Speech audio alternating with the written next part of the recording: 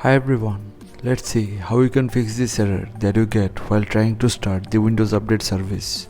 To get started, simply search for Registry Editor and open it.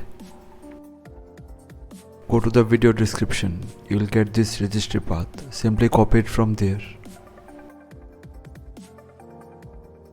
Paste it in the address bar of Registry Editor and hit enter. This will take you to the Windows Update service key. Simply right click over the key and delete the key from here. Once done, close the Registry Editor. Now go to the video description and you will get a download link of this file. Simply download it and then right click over the file and simply click on merge. Click on yes.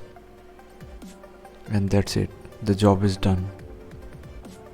Now close everything, open services, go to the Windows Update service,